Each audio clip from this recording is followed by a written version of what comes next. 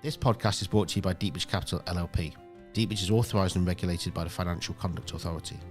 Please note that investments discussed are both illiquid and high risk and won't be suitable for all investors and should be considered as part of a diversified portfolio. The content of this podcast should not be construed as financial or taxation advice. We recommend investors seek appropriate professional financial advice. Any views expressed may no longer be current and may have already been acted upon. Welcome to this Deepbridge Discovery Podcast. My name's Andrew Aldridge. I'm partner and head of marketing at Deepbridge Capital. The aim of these podcasts is to bring to life what we do at Deepbridge Capital and the industry we work in. I'm delighted today to be joined by the founder and managing director of Intelligent Partnership and MiCap, Mr. Guy Tolhurst. Hi, Guy. Thank you for joining us. Welcome to Deepbridge Discovery Podcast. Thanks, Andrew. Thank you very much for having me. Yeah, great to see you. Just first and foremost, a number of our listeners and our viewers will be aware of who MiCap and Intelligent Partnership are, but can you, just for those that maybe don't, just give us an overview of kind of your role and kind of Intelligent Partnership and MiCap? Yeah, I mean, absolutely. So MiCap and Intelligent Partnership are sister companies, and they fall under the Indigate Group, which we formed back in 2015. And my role is I'm CEO of the Indigate Group, a very grandiose title for running three small businesses, which is what I do. In terms of the two businesses that we're talking about today, so MiCap, has quickly established itself, as you're aware, as the sort of go-to platform for comparing tax advantage investments for advisors and paraplanners. We now got over 1,000 firms subscribing to use the platform, which is sort of great validation for the work that the team have done there. And that team, they're maintaining thousands of data points and storing lots of investment literature on all the EIS, business relief and VCT opportunities in the market. So our users, they can access all of that. They can research and compare the whole market on our online platform. You've also got some new features as well on MiCap as well. You're kind of going beyond just reporting and things. Is that right? Yeah, absolutely. So I'll just cover off very quickly what Intelligent Partnership does, and then let's dive into some of the new features. So, I mean, Intelligent Partnership, for all intents and purposes, is a media and events business, and we're focused on providing education and insights on investments and finance that benefit UK businesses, because that's what I'm passionate about. And as a business, we're really passionate about small businesses. So what we want to do is educate advisors about investing in and supporting UK businesses using EIS, VCT, and business relief as mechanisms to do that. But we also want to educate businesses about their opportunities to secure capital to scale. And that could be debt, or it could be equity, to help them, realize their growth ambitions, roll out skills, recruit new talent, and really kind of help the UK with its economic recovery and levelling up agenda. Absolutely, and supporting those growth businesses. So we reference kind of MiCap services and things. Can you just kind of go into some of the newer features and things that advisors can get from using the MiCap platform? Yeah, absolutely. So, I mean, MiCap started its life as a sort of go compare without all the singing. Go on there, have a look at what was available in the market, compare them across 75 data points. And you've not got any meerkats either, I take it. No meerkats, no gimmicks.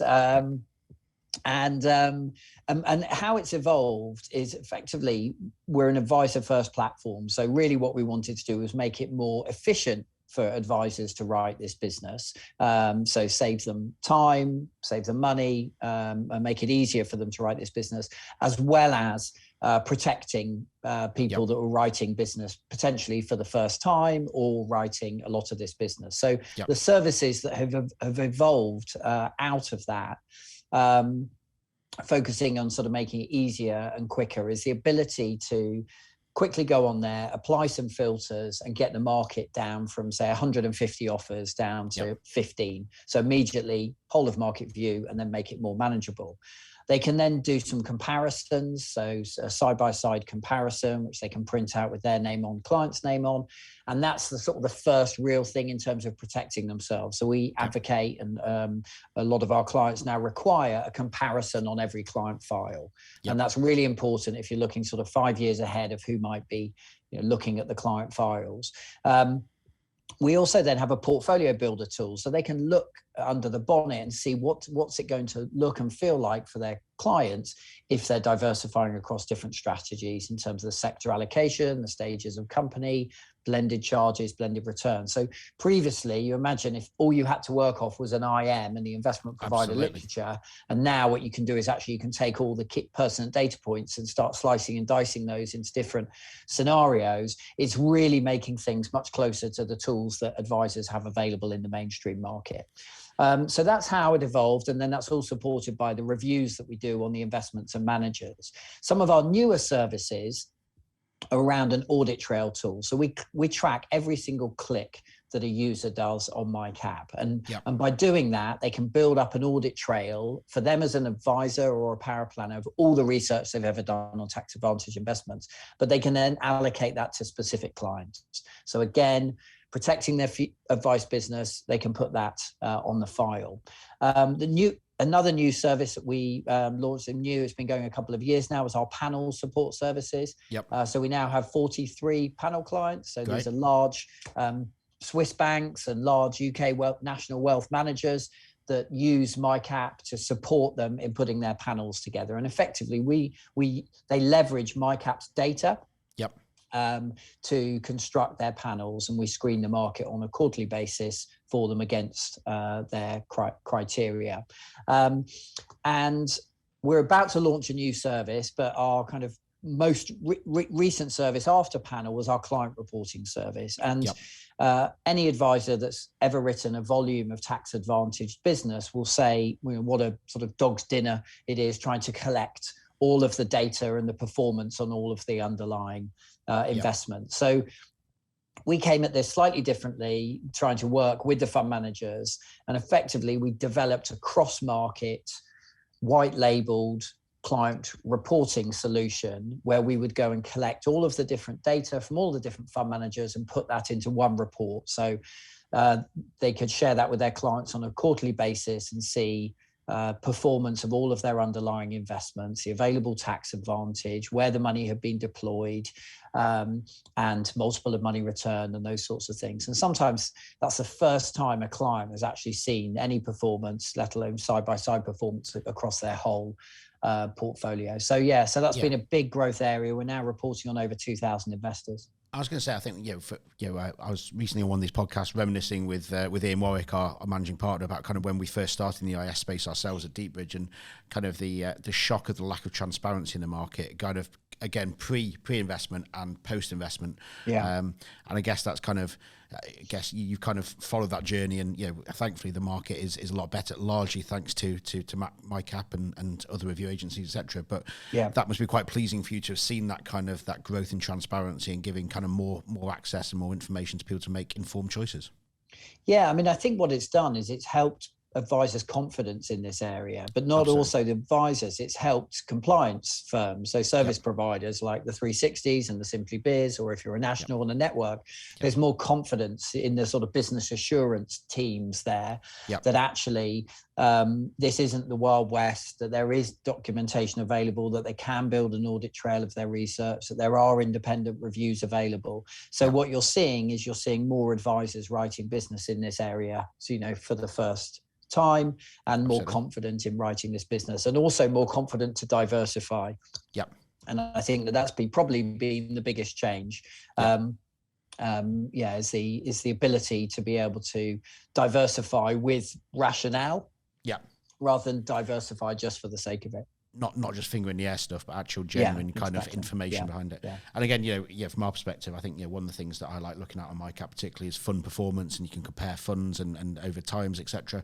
Thankfully, we're generally in the top quartile of that. So that's I can say that publicly now. But I think that kind of transparency and being able to see actually what's going on in the market and under the bonnet is hugely beneficial to the market.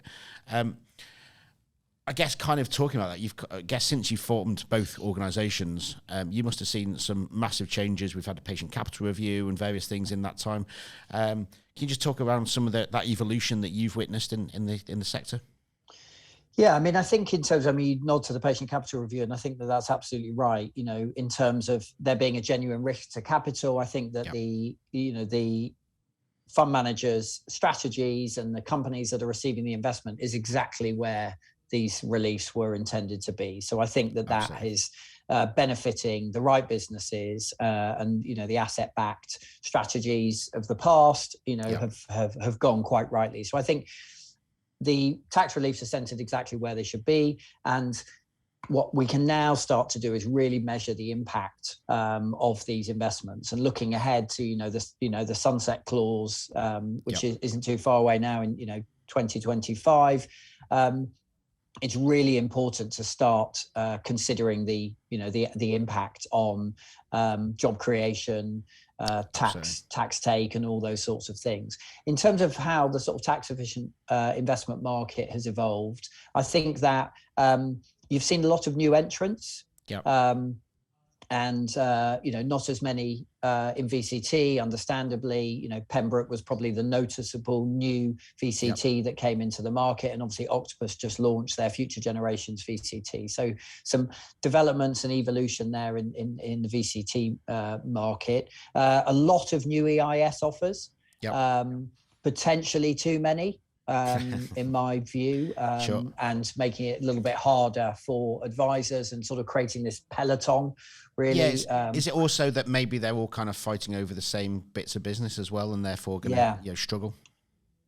Yeah, exactly. And so, you want advisors and clients' experience of investing in EIS for the first time to be, a positive one. And businesses are going to fail, and loss relief on EIS, helps there, and obviously the tax relief on the way in. But I think that I'm fully supportive of new entrants, but I think that some have just sort of pivoted quickly into, we're in this space, we're in the VC space, these companies qualify for EIS, let's now throw our product into the advice market.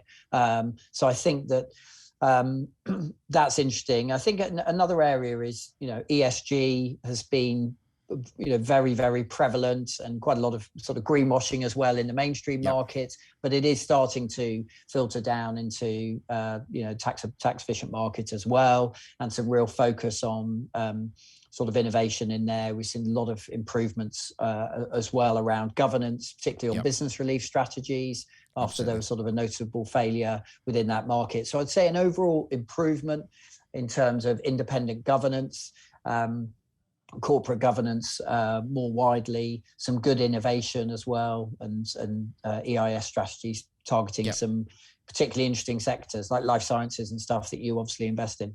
Absolutely. And I think, I think the key thing for us over that period has been that kind of increase in transparency. It's much easier now to see what companies are investing in, first and foremost, and also kind of how they're doing that, and what they're doing under the bonnet, if you like. So great.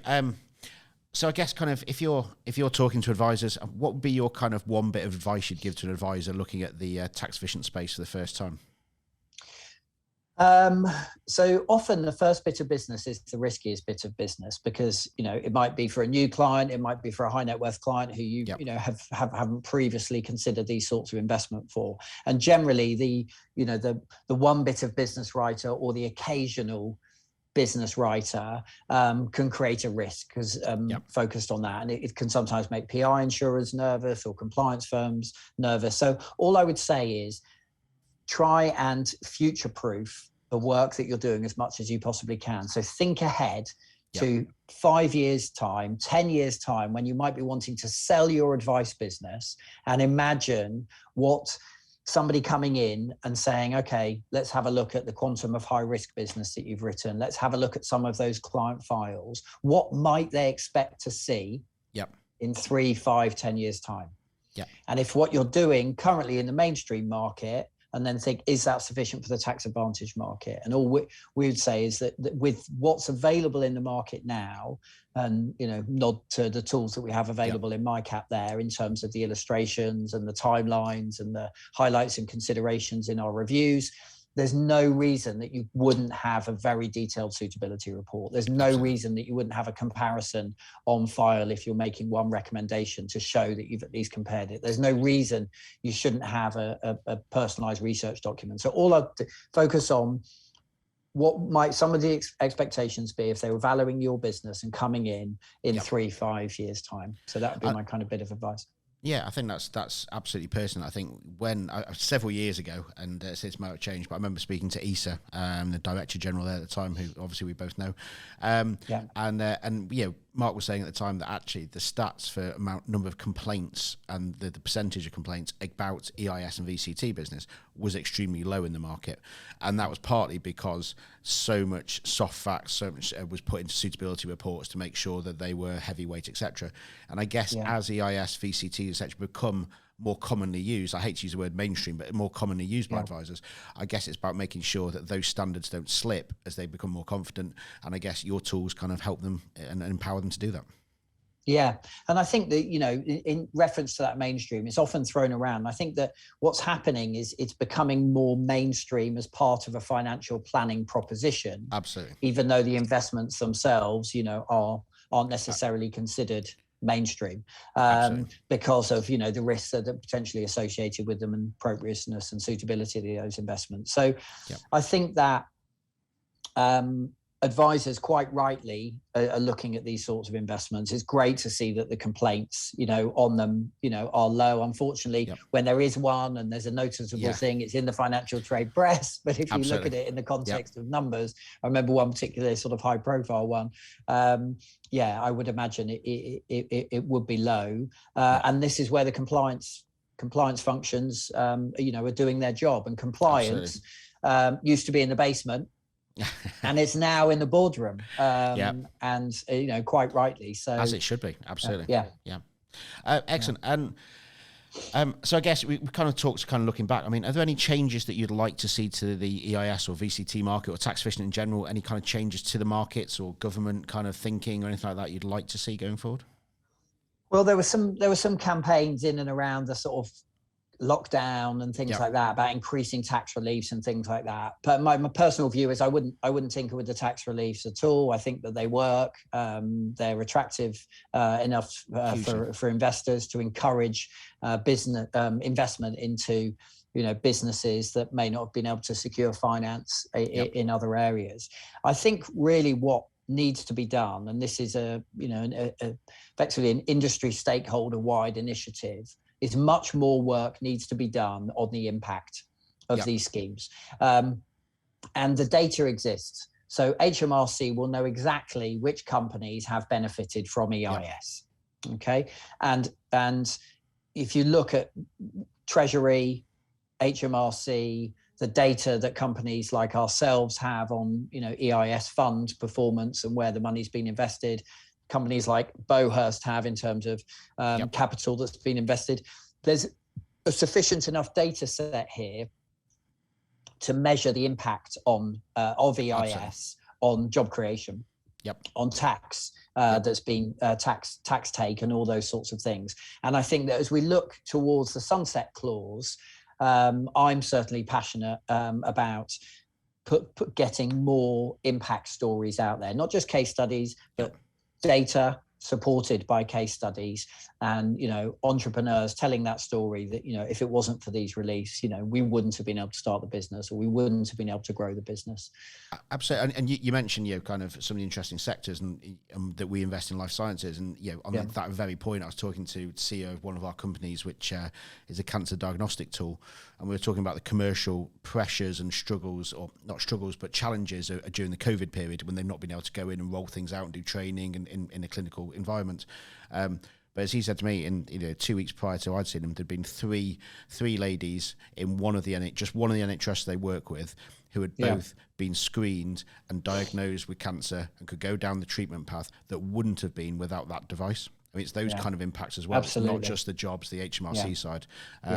Those are 3 lives saved because of what this investment's done. So and so I think that with the British Business Bank, you've got an organization there, and I think it's just about as I say, cross industry stakeholders, British Business Bank, EIS Association, AIC, potentially BVCA, Tolhurst, Entrepreneurs Network, getting together and saying, right, what story, can we tell here? And the other thing I would say in terms of from the sector, as I think we're seeing much better corporate governance in, business relief strategies. I do think, and I know this may make me a little bit unpopular, but I do think that there's some arrogance creeping in the VCT market. Sure. We've seen record fundraising this year.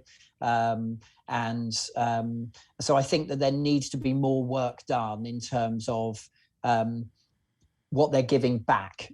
So giving back to the advisors and the clients that have supported their businesses and invested within, and also the information that they're sharing in terms of the impact of the businesses that they've invested in and supported and things like that. And I think that, I don't know the profitability and balance sheets of, running a VCT manager, but I just know that in some of our interactions with some of the VCT managers, they aren't as forthcoming as I would anticipate them being, bearing in mind that, it's effectively the advisors and the investors that have built their businesses. Yeah. I know the ones ultimately taking the risk as well. Sort of paying it forward and paying it Excellent. Back. Yeah, and I think, like I said, I think it's the investors ultimately taking the risk. It's as much as we stick our reputation on the line, etc., and we want we're incentivized to make sure our companies perform, etc. As an EIS manager. Ultimately it's the investor taking the risk. And that's, I think, none of us as managers should ever lose sight of that. It's not us taking the risk with our hard-earned cash, if you like. Yeah. Kind of away from kind of that kind of topic. I mean, certainly over the last few years, I mean, you've been a massive advocate and a voice kind of talking about mental health, particularly in the workplace and in general. Can you just tell us a little bit about that and kind of what you've been doing and kind of your ethos, if you like? Yeah, absolutely. So, sort of start by saying I'm not a mental health professional. No. What I know around mental health is based on my lived experience and experiences that other people have shared with me. My particular area of interest, based on my own experiences, mental health of founders and leadership teams, and the emotional toll it takes on individuals running a small business. And this was something that I was going on my own personal journey with and experiencing periods of poor mental health, which some of which were impacted by a life event and some were impacted through, running my small business. And so I started to talk to other people. I was in the middle of writing a book where we were showcasing stories of entrepreneurs that have grown their business. And as we were doing these interviews, lots of other entrepreneurs were starting to talk about the impact that growing a business had on them personally, emotionally, mentally. So we took that as a lens and we started looking at the emotional capital of scaling and growing a business. And what we discovered was actually that investment wasn't always a force for good. And that actually taking on other people's money could actually exacerbate any big significant pressure. Absolutely. And for some, it was the cause of the issues that they were having, and for others, it was a contributor. So we started looking at that, and what we wanted to do, and engage with the investment industry, was how could we balance people and profit in a more sustainable way. And fortunately, the VC industry responded really, really well. We launched an initiative called Mindful Investor, and we set out a framework, which was called CHECK, which was around communication, health, equality, connections, and knowledge, which we saw were the sort of 5 pillars of mindful investment. And obviously health was in there as one of our key areas of focus. We did a successful launch event. We had over 100 VCs attend in London. But unfortunately, when COVID hit, I had to take a very hard, long look at the business and say, what areas did we need to focus on, as we were going to be working at reduced capacity and significantly reduced revenues. And unfortunately, I had to shelve Mindful Investor, but it's all there. There's still a lot of interest from and it's ready to come back at the appropriate time. No, but I think that is massively important. One of our recent podcasts that we've speaking to one of the CEOs of one of our investee companies, who we've invested in from seed stage right through to now kind of £1 million plus revenue and overseas sites and all this kind of stuff. And he was quite honest and and open about his challenges with kind of mental health and things during that period, and how he's kind of come out the other side and things. But it is the same. You're quite right. It's the pressure of putting money on somebody else's money on your shoulders. Is huge, and and managing people and managing money and leading people. Can become a very lonely experience. Absolutely. If you imagine a founder or a leadership team in the middle of that hourglass, that was it takes its toll on a lot of people.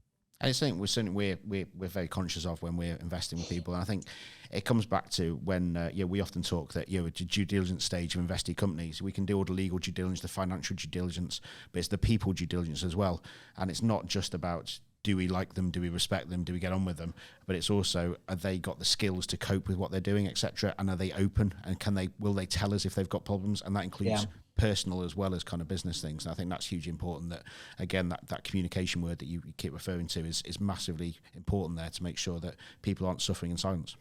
Yeah, absolutely. So again, you're a successful entrepreneur with running various businesses and things, and kind of what are your kind of key takeaways or key themes or kind of key learnings that you've had about what makes either a good leader or a good company to work in and with, etc.? What's kind of your takeaways over that experience? So I think one of the most powerful things for a leader or an entrepreneur is vulnerability. Yep. And this was something that I never would have considered until I sort of went on my own journey about, being vulnerable and those sorts of things. And I think as soon as you can, take yourself off a pedestal for the benefit of your team, for the benefit of your customers, for the benefit of your stakeholders, and engage at more of a human level and be sort of honest with people about your qualities as a leader, your failings as a leader, your blind spots and things like that, you will create a much stronger support network around you. And on that same vein is about asking for help. So being honest, vulnerable with yourself about where your gaps are. And asking for help. And I think mentoring is a hugely powerful tool there. I'm starting to learn quite a bit about reverse mentoring as well at the moment. Okay. So not just, I was very lucky to be mentored by a fantastic gentleman called Mike Harris, who was the founder of Egg and First Direct. And I've put him up on a pedestal because he's a god to me in the kind of entrepreneurial world. But actually, to stay relevant as a leader, you need to do that reverse mentoring. So I'm trying to understand actually younger generations. What do they care about? What are they interested? What sort of businesses do they want to work for? And really focusing in on that future generations. And a lot of inspirational leaders and stuff that I follow and aspire to emulate are focused in on that reverse mentoring, where effectively you're taking the input and feedback and soundings from younger generations to make yourself more relevant and your business more appealing to younger generations. Yeah, I think that's which takes a lot of vulnerability and honesty. If you I think honesty is the key thing. Lloyd's Bank or something, it's kind of like, actually, we've got a steering committee over here of people who are all older and wiser than me, but actually, should we have a steering committee over here of people who are, younger but more in tune with the needs of the next generations? And we'll have different skill sets, and you'll have great leaders in there and things as well. And I think, one of the joys of what we do is we working with our investee companies, the entrepreneurs running those businesses, because you've got fabulous people from I'm sure some of them won't mind saying that some of them are grey haired, some of them have no hair, but then you've got guys that we've got guys in their 20s who are starting great companies and these got long hair and ponytails. Not quite, but not just yet. Yeah, they're not based in Shoreditch, so excellent. So in these podcasts, we also like to give our viewers and our listeners just a bit of a flavour for the people we're talking to. So can you just give us a quick overview of kind of what you do away from work? I know you work stupid hours a lot of the time and things, but kind of what your interests away from the desk? I don't know life away from work, but I've heard it is your passion. It is your hobby. I know. Yeah. No, I mean, to be honest with you, so I thought about this question, and it's changed for me. And I think that COVID has had a big impact on that. So, and children, of course, and yeah, well, I like being outside, and I like anything to do with water. So I'm passionate if I'm paddle boarding, I'm fishing, out on a boat, those sorts of things. I also like hurtling down, mountains on skis and various things like that. So anything that sort of adventure, travel, those sorts of things, sign me up. But post-COVID, I have been focusing in a little bit closer to home. So potentially less adventure. I don't know if this is a sign of age or becoming a little bit more insular or protective. I wasn't going to say that. Protective of my own time. But I used some downtime during lockdown and time with my children to learn carpentry. Yep. And it's amazing how impactful when your business world is in flux and you're questioning yourself about, your abilities, because, as an entrepreneur, one of the hardest things, you're constantly making bets, but you're making bets in more of like a certain world, your market, how things are going, and you make bets in a certain world. But when you become into an uncertain world, like we did with COVID, and you start making bets in an uncertain world, it multiplies the risk to almost an uncalculable level, which entrepreneurs, a lot of entrepreneurs I know really, really struggle with. So in order to get your validation for yourself as an entrepreneur, you need to kind of succeed in things, and you need to complete things, and you need to do things that you're proud of. And so I turned to carpentry. So I started building furniture in my home. So I built all of my children's bedroom furniture from scratch, buying sheets of birch ply and making it into interesting bunk beds and shelves and drawers and stuff. So I kind of started looking a little bit closer to home for interests like that could still give me some self-validation and make me feel like give you that kind of self-confidence that you're doing the right things and making the right decisions. Yeah. And my kids are very, very proud. They couldn't understand at the time why everything was still, because I varnished everything as wood, why it was all wood, and they kept saying, am I going to paint it? I was like, no, that's the look. I want people to know that I made it. That's exactly. And nothing's fallen apart yet, I take it. Yeah, that's good. Nothing, no deaths. Nothing's fallen apart yet. Excellent, good. And kind of last question we ask all our guests on the Discovery podcast is, you're invited to the Deepbridge dinner party. You've got 3 guests you can bring with you, excluding family and friends, 'cause obviously we don't want to upset or offend anybody. But kind of from history or alive, kind of which 3 people would you invite? Well, thinking back to, I think I did go to a Deepbridge dinner party once with John Major, didn't I? You did indeed, yeah. I did, yeah. So you can't have John Major on the list then. he was a good guest, but if I can't have him, okay. So, I mean, first on my list would always be David Attenborough. I think he's an absolute hero of mine. He's kind of my happy voice. I've had a very particularly stressful day. Watching a nature program, listening to David Attenborough, it's amazing the positive impact that has on my mental health. So I think just being in his presence would make me feel immediately calm. I also really, really like Brené Brown. Okay. Yeah. She's an inspirational leader. She majors on vulnerability, which obviously touches on one of the sort of things, and also around not feeling shame, which as a human and an individual and a parent and an entrepreneur, you can build up a lot of shame in yourself because you put yourself at set very, very high standards for yourself. So she's been very, very inspirational to me, and I enjoy listening to the things that she says. And I think the third one would probably be someone like Wim Hof. Okay. I've done ice baths. I do cold water swimming, cold showers, and things like that. He's also hilarious and a real character. So I think that I think that what I've learned from him and others around the power of your own breath, and the fact I've learned in the last few years about how as humans we're all breathing wrong, and that we can actually fix a huge amount of our own mental and physical issues through breath.